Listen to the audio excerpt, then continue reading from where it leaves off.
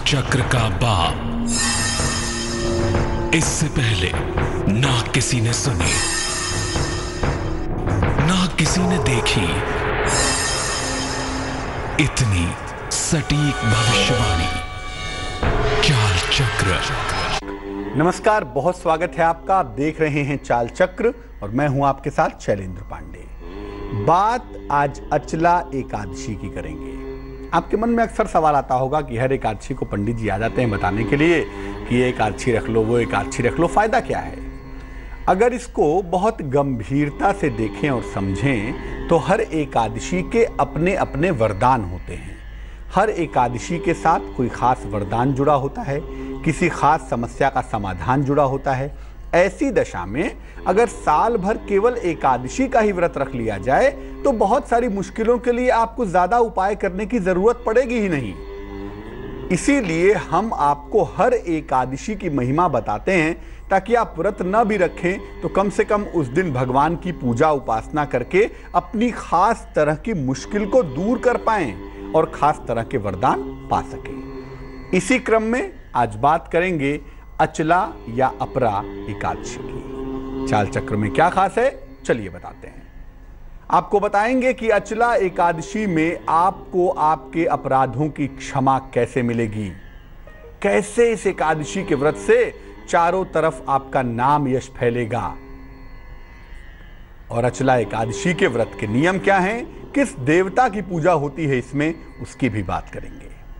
भाग्य का दरवाजा खुलेगा और शुभ पहर की जानकारी भी मिलेगी आपको। नक्षत्र है उत्तरा भाद्रपद नक्षत्र। चंद्रमा मीन राशि में संचरण करेंगे। राहुकाल का समय बीत चुका है। यह समय था सुबह के 7:30 से तकरीबन 9 बजे तक। पूर्व दिशा की तरफ यात्रा करने की मनाही है, तो बेहतर होगा कि पूर्व दिशा की तरफ यात्रा ना करें। एकादशी, एकादशी माने 11वां, 11th। एकादशी का व्रत सबसे ज्यादा महत्वपूर्ण क्यों है? सबसे पहले इसके लिए आपको ज्योतिष में और ज्योतिष के प्रभावों में जाना पड़ेगा। देखिए, व्रत की अगर हम बात करें तो व्रत में मुख्य रूप से नवरात्रि है, पूर्णिमा है, अमावस्या है और एकादशी है।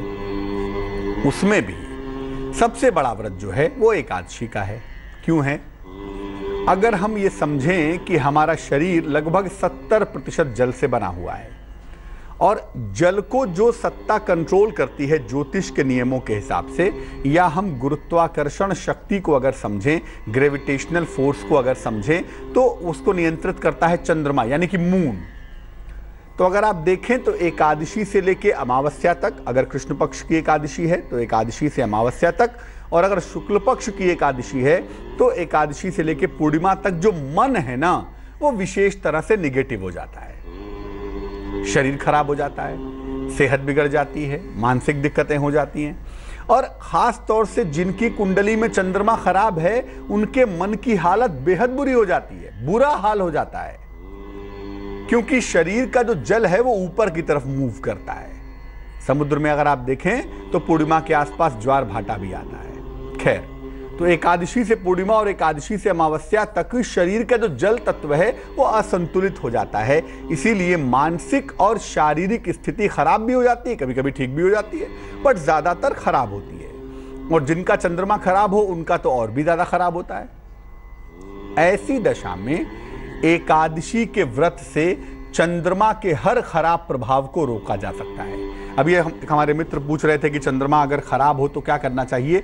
चंद्रमा अगर खराब हो और थोड़ी उम्र ज्यादा हो, माने आप बच्चे ना हो, थोड़ा उम्र बढ़ गई हो, 12 साल से ऊपर की उम्र हो गई हो, ऐसी दशा में अगर आप एकादशी का व्रत रखना शुरू कर दें नियम पूर्वक, तो चंद्रमा की चिंता करना भूल जाइए। चंद्रमा आपको बिल्कुल परेशान नहीं करेगा, क्योंकि आप उसके सप्लाई को ही नष्ट कर देंगे। जब आप जल तत्व को ही साध लेंगे तो चंद्रमा क्या बिगाड़ लेगा आपका।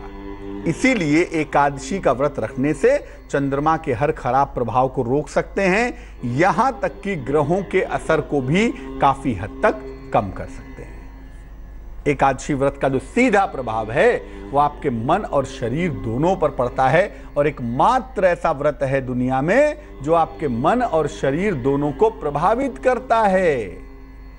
लेकिन एकादशी का फायदा तभी हो सकता है जब इसके नियमों का पालन किया जाए, इसको समझा जाए। क्योंकि देखिए, गाना तो आप वैसे भी गाते रहिए, किसी भी भाषा का गा लीजिए, लेकिन गाने का आनंद लेना है ना, तो गाने के शब्दों को समझना होगा, भाव में डूबना होगा। जब आप भजन कीर्तन करते हैं और आपको पता होता है कि आप ईश्वर का नाम ले रहे हैं, तो उस भाव में डूबना आसान होता है। आपको हम किसी और भाषा का दे दे भजन जिसको आप नहीं जानते हो, तो आप भाव में नहीं डूब पाएंगे। शब्दों की बड़ी महिमा है ना। इसीलिए जब तक किसी चीज का नियम ना जाने, अगर उसका पालन आप करें भी उल्टे सीधे तरीके से, तो आपको पूरा फायदा नहीं होगा। इसलिए उसके सिस्टम को समझना पड़ेगा। सिस्टम क्या है वो आगे समझाएंगे।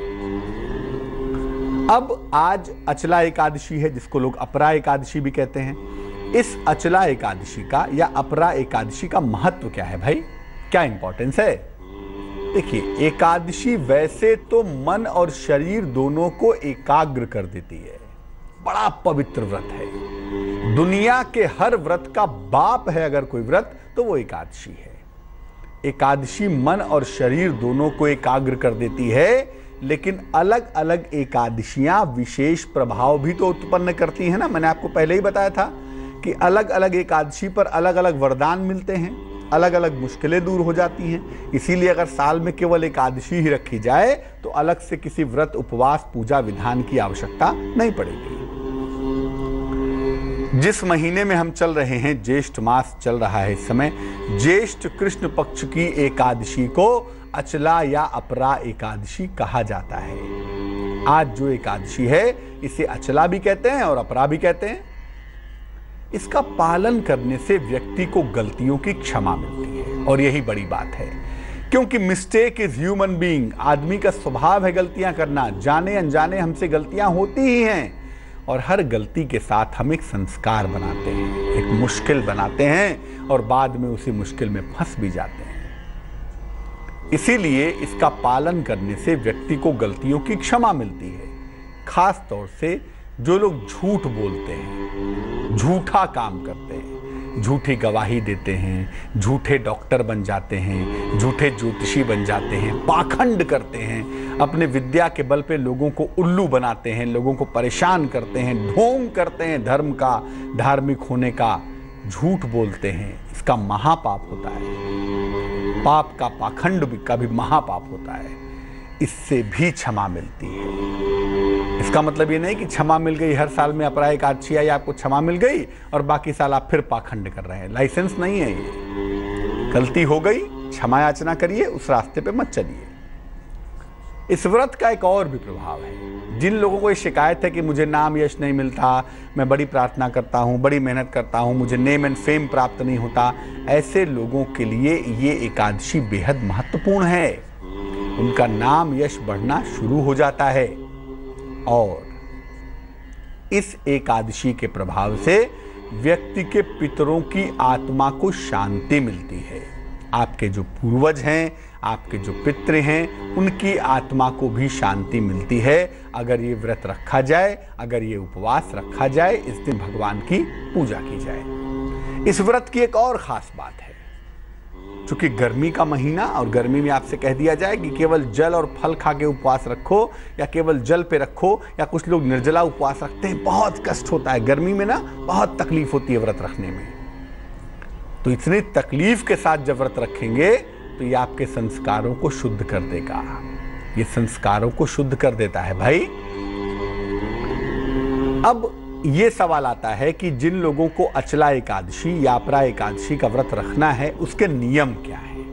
What are the system, what are the regulations? नियम क्या है, सिस्टम क्या है? दो प्रकार से व्रत रखा जाता है, एक निर्जल और एक फलाहारी।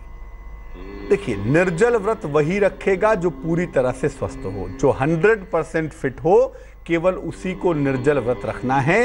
अन्यथा जो बाकी लोग हैं वो फल खाके और जल पीकर उपवास रखेंगे। बहुत अच्छा हो कि दिन भर में नींबू पानी, कई गिलास नींबू पानी और उसमें शहद मिला लें और दिन भर में कई बार पीते रहें। इससे आपको भूख से दिक्कत नहीं होगी। और फल भी खा सकते हैं, बहुत भूख लगती है, दवाइयाँ बहुत खानी है तो फल खा के भी ये रखा जा सकता है, इसमें कोई दिक्कत नहीं है। लेकिन जो लोग ब्लड प्रेशर के, हार्ट के या शुगर के पेशेंट हैं वो बिना डॉक्टर की सलाह के उपवास नहीं रखेंगे। इस व्रत में भगवान विष्णु के त्रिविक्रम स्वरूप की पूजा की जाती है। भगवान विष्णु के अनंत स्वरूप है ना, विष्णु सहस्त्र नाम अगर आप पढ़ें तो सहस्त्र स्वरूप है भगवान विष्णु के, सहस्त्र नाम है। इस व्रत में भगवान विष्णु के ही त्रिविक्रम स्वरूप की पूजा की जाती है। या आपको समझ में आता है, जिसके प्रति आपकी श्रद्धा निष्ठा हो आप उसकी पूजा करें, या भगवान विष्णु की ही पूजा करें, या उनके अवतारों की पूजा करें, या अपने गुरु की, अपने इष्ट देव की भी पूजा कर सकते हैं। ऐसी कोई बाध्यता नहीं है, लेकिन पूजा करें और व्रत जरूर रखें। इस व्रत में फल और जल का भोग लगाया जाता है। देखिए मौसम, देखिए ज्येष्ठ का मौसम है ना, सबसे महत्वपूर्ण चीज क्या है इस समय? जल, वाटर, जल का भोग भगवान को भोग लगेगा। जल का, जल भी प्रसाद के तुल्य हो जाएगा, अमृत तुल्य हो जाएगा, उसका सेवन करेंगे बहुत सुंदर होगा। तो इस व्रत में जल और फल का भोग लगाया जाता है। बेहतर यही होगा कि स्वयं भी अगर व्रत रखा जाए तो इस दिन केवल जल और फल का ही सेवन किया जाए। ये नहीं कि शाम को बढ़िया कुट्टू के आटे की पूड़ी, आलू की सब्जी, सामक के चावल और दाल बनवा लिया और खाने बैठ गए, बोले मैं तो व्रत हूँ, शाकाहारी तो फलाहारी है, खा रहा हूँ। ये कोई फलाहारी नहीं, साइकोलॉजिकल फलाहारी है, इससे कोई फायदा नहीं होगा। इसलिए शरीर को शुद्ध रखिए, शरीर को शुद्ध रख के व्रत रखिए। और व्रत का मतलब ये नहीं होता कि केवल अनाहार रहेंगे। व्रत में रखने का मतलब ये होता है कि आहार ग्रहण नहीं करेंगे और अपने मन को, अपने शरीर को ज़्यादा से ज़्यादा ईश्वर के निकट रखेंगे। केवल भोजन ना करना अनाहार है, और अपने मन को ईश्वर में लगाना वो उपवास है। तो आपको व्रत भी रखना है और उपवास भी करना है। यानी व्रत रखेंगे, अनाहार रहेंगे, आहार का सेवन नहीं करेंगे या जल फल का सेवन करेंगे, और जब भी समय मिले अधिक से अधिक सेवन ध्यान में, धर्म में अधिक से अधिक समय लगाएं, पूजा में, मंत्र जप में लगाएं, तो आपको विशेष लाभ होगा। अब क्या नहीं करना चाहिए आज के दिन? देखिए, एक तो तामसिक आहार, व्यवहार और विचार से दूर रहिए। आप व्रत नहीं भी रखते हैं तो भी कम से कम इतना लिहाज करिए कि आज तामसिक आहार ग्रहण मत करिए। प्याज, लहसुन, मांस, मदिरा आदि का सेवन ना करें, अपने व्यवहार से किसी को तकलीफ ना दें और अपने मन में बुरे विचारों को भी आने ना दें। बिना भगवान कृष्ण या भगवान त्रिविक्रम की उपासना के दिन की शुरुआत ना करें, अच्छा नहीं होगा। और मन को ज्यादा से ज्यादा ईश्वर में लगाए रखें। मैंने फिर कहूंगा कि ये उपवास है ना, उप माने निकट, वास माने रहना। किसके निकट रहना? ईश्वर के निकट रहना। तो ज्यादा से ज्यादा अपना मन ईश्वर में लगाने का प्रयत्न करें, वही आपके लिए बढ़िया होगा। अगर स्वास्थ्य ठीक नहीं है तो उपवास मत रखिए, बिना डॉक्टर के परामर्श के केवल भगवान की पूजा करिए। अब मान लिया आप उपवास नहीं रख पाए हैं आज, वैसे भी अब तो 10 बजे से ऊपर का समय हो रहा है, आपने कुछ खा लिया है, नाश्ता वगैरह कर लिया है, उपवास नहीं रख पाए हैं तो कोई बात नहीं, आप संध्या काल का चुनाव करिएगा, सूर्यास्त के बाद का समय आज का, और सूर्यास्त के बाद भगवान की विधिवत पूजा करिएगा, उन्हें फल जल का भोग लगाइएगा, उनके मंत्रों का जप करिएगा, उनकी स्तुति करिएगा, भगवान विष्णु की, भगवान कृष्ण की, या जिसकी पूजा आप करना चाहते हैं, जो आपके इष्ट देव हैं उनकी पूजा करें, और नहीं तो अपने गुरु की वंदना करें, गुरु की पूजा करें, आपको लाभ होगा। और जो सबसे महत्वपूर्ण समय होता है ना, एकादशी का, नवरात्रि का, शिवरात्रि का, पूर्णिमा का, सबसे जो इम्पोर्टेंट समय है पूजा उपासना का, वो मिडनाइट का होता है, रात के 12 बजे से लेकर 3 बजे तक। 12 बजे रात से लेकर 3 बजे रात तक का जो समय होता है, इस समय में ईश्वर की कृपा प्राप्त करना अन्य समय की तुलना में सर्वाधिक आसान होता है, क्योंकि इस समय जो पीनियल ग्लैंड है ना, इसको सहस्त्रार चक्र भी कहते हैं, वहां से अमृत का क्षरण होता है ना, इसीलिए मीठी नींद आने लगती है रात में। 3 बजे के आसपास देखिए नींद बड़ी अच्छी आती है, कोई जगा दे, लगता है अरे कहाँ से अपराध कर दिया। तो बेहतर यही है कि मिडनाइट के समय में 12 से 3 के बीच में आज आप मंत्र जप करें, भगवान विष्णु की, भगवान कृष्ण की पूजा उपासना करें, या जो आपके गुरु हैं, जो आपके इष्ट हैं, उनकी पूजा उपासना करें, और पूजा उपासना करके प्रार्थना करें कि जो गलतियां आपसे हो गई हैं उसके लिए आपको क्षमा याचना मिले, आपका जीवन में नाम यश बढ़े और आपके जीवन की मुश्किलें दूर हो जाएं। तो अगर आप व्रत नहीं रख पाए हैं तो भी कोई बात नहीं है, आज शाम को पूजा जरूर करिएगा, बड़ा महत्वपूर्ण है। रात को पूजा करिएगा ताकि गलतियों की क्षमा मिल सके, आपके पापों का नाश हो सके और सबसे महत्वपूर्ण बात कि आपका नाम और यश दिन दूना रात चौगुना बढ़ना शुरू हो जाए। एक दर्शक जुड़ रही हैं, विनीता हैं हमारे साथ हरदोई से, उनसे बात करते हैं। बताइए विनीता। विनीता सुन पा रही है मुझे? जी पंडित जी नमस्ते। जी नमस्कार, बताइए। जी हमारे पति का इस समय बिजनेस परिवार से काफी डिस्टर्ब चल रहा है। आपके पति का व्यवसाय डिस्टर्ब चल रहा है? जी, और घर में भी माँ बाप से भी बहुत ज्यादा डिस्टर्बेंस हो रही है। जी। तो आपको पति का जन्म तारीख वगैरह कुछ पता है? जी जी, डेट ऑफ बर्थ है उनकी 22 जून 1972। 1972। समय बताइए। रात के 10 बजे। और कहाँ पे जन्म हुआ है? ये हरदोई में। क्या व्यवसाय करते हैं पति आपके? इनका होलसेलर, मतलब जो आपका फूड वाली चीजें हैं उन्हीं का होता है, मतलब फ्रेंचाइजी इन्होंने दे रखी। तो अभी व्यवसाय अच्छा नहीं चल रहा है? मतलब हाँ, काफी डिस्टर्ब हो रहा। पार्टनरशिप थी वो भी टूट गई, तो उसमें भी काफी नुकसान उठाना पड़ा इनको। धोखे में मतलब काफी बड़ा धोखा इनको मिला। कुंडली आपके पति की मकर लग्न की है, राशि तुला है, शनि की 7.5 उतरी है अभी जस्ट जनवरी के आखिरी में। तो 7.5 उतरते समय इस तरह की मुश्किलें आती हैं जो आपके पति के जीवन में दिखाई दे रही हैं। लेकिन पार्टनरशिप से अलग हो जाने का जो डिसीजन है वो बिल्कुल सही है। बहुत अच्छा रहा कि पार्टनरशिप से अलग हो गए, बड़ा बढ़िया रहा, वरना मामला और ख़राब होता। और जहाँ तक इनके काम के बेहतर होने की बात है बहन जी, इस साल के अगस्त के महीने से इनका काम भी बेहतर होगा और इस साल के अगस्त के महीने से जो पारिवारिक मुश्किलें हैं वो भी दूर होनी शुरू हो जाएंगी। हालांकि काम पहले बेहतर हो जाएगा, पारिवारिक मुश्किलों को ठीक होने में थोड़ा सा भी टाइम लग सकता है। तो आपके पतिदेव का समय ठीक हो जाए, व्यवसाय बढ़िया रहे, जिंदगी में दिक्कतें ना रहें, इसके लिए इनको एक ओपल पहना दें। तकरीबन 12-14 रत्ती का ओपल चांदी की अंगूठी में, सीधे हाथ की तर्जनी उंगली में, इंडेक्स फिंगर में, शुक्रवार की शाम को। इतना करें और अगस्त तक वेट करें, उसके बाद चीजें काफी ठीक दिखाई दे रही हैं। चलिए बताते हैं निरोगी भव में। कुर्सी पर बैठकर पैर बिल्कुल मत हिलाइए। पलंग पर बैठ के बहुत सारे लोग पैर हिलाते हैं। इस मूर्खतापूर्ण काम को करने से मन चंचल होता है, इसलिए ऐसा न करें। या इसका ये भी मतलब समझिए कि जिनका मन एकाग्र नहीं होता वो कुर्सी पर बैठ के अपना पैर ऐसे वैसे हिलाते रहते हैं, वो अच्छी बात नहीं होती। तो अगर आप कुर्सी पर बैठ के पैर हिला रहे हैं तो ऐसा करना बंद करिए, वरना आप अपने मन को एकाग्र नहीं कर पाएंगे। मन में उलूल जुलूल विचार हमेशा आते रहेंगे। भाग्य के दरवाजे में से कौन सा उपाय निकलने वाला है? बहुत महत्वपूर्ण उपाय निकलेगा, उस पर बात करेंगे। लेकिन फिलहाल मेष राशि का हाल। मेष राशि वालों के लिए नौकरी में लाभ के योग दिखाई दे रहे हैं, नई जिम्मेदारियां भी हैं और नया बदलाव भी है। विवाह के मामलों में थोड़ी तेजी दिखाई दे रही है। शुभ रंग जिसका प्रयोग करेंगे वो होगा गुलाबी और भाग्य होगा 86%। वृष राशि, कोई काम आपका बीच में रुक सकता है, थोड़ा तनाव बढ़ सकता है, लेकिन दोपहर तक शांत रहिएगा। दोपहर के बाद से चीजें आपकी बेहतर होंगी। शुभ रंग आसमानी और भाग्य होगा 55%। मिथुन राशि, आर्थिक समस्याएं आपकी दूर होंगी। विवाह और प्रेम के मामले आपके हल होंगे। नौकरी और जीवन में आपको नए अवसर प्राप्त होंगे। शुभ रंग हरा होगा और भाग्य होगा 72%। कर्क राशि, अगर आप विवाद करते हैं, बेवजह झंझट करते हैं तो आपको नुकसान हो सकता है। अनावश्यक तनाव भी आपका बढ़ सकता है।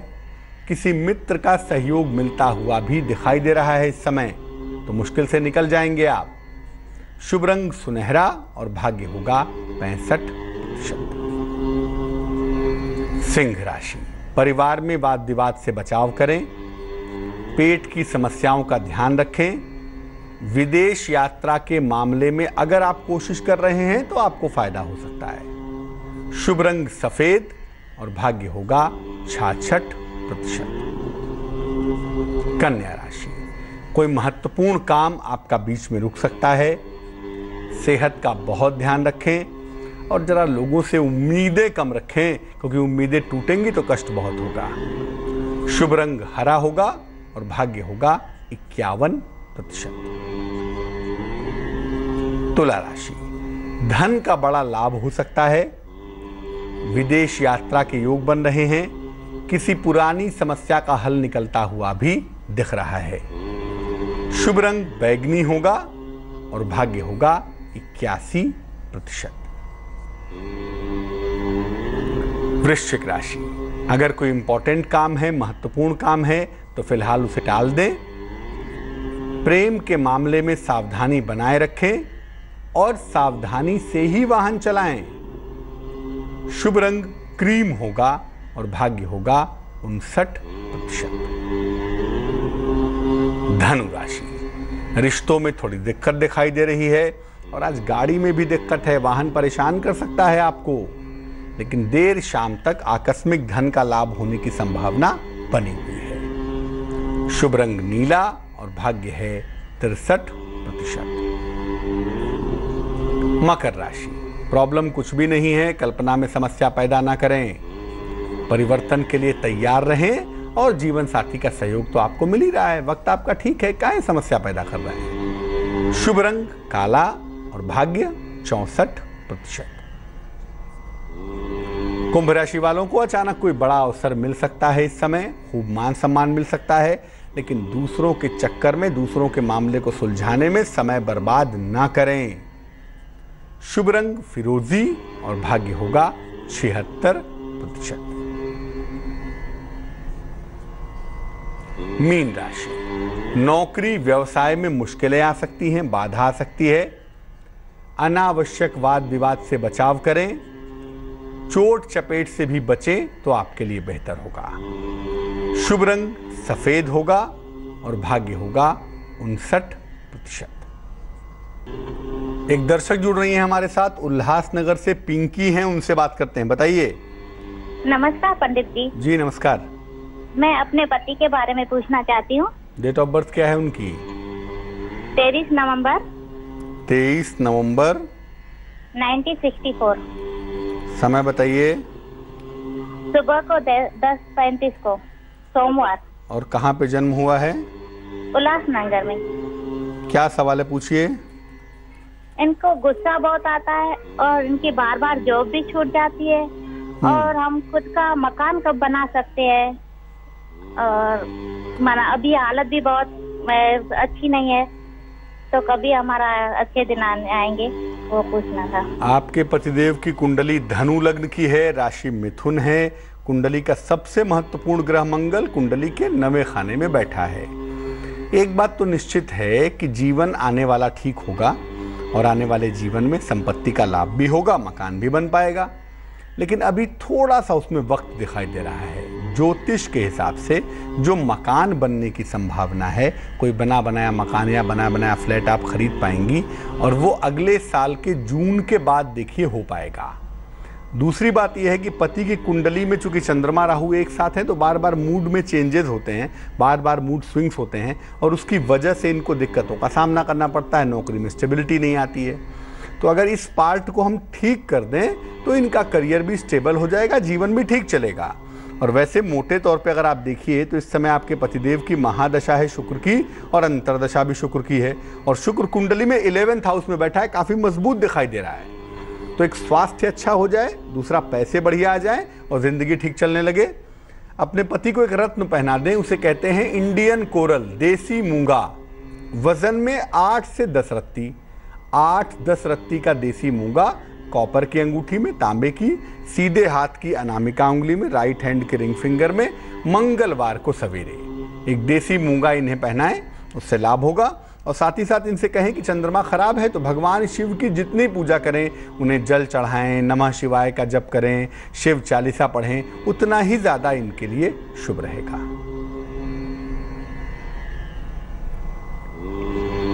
एक दर्शक जुड़ रही हैं हमारे साथ, हरिद्वार से ज्योति हैं, उनसे बात करते हैं। ज्योति बताइए।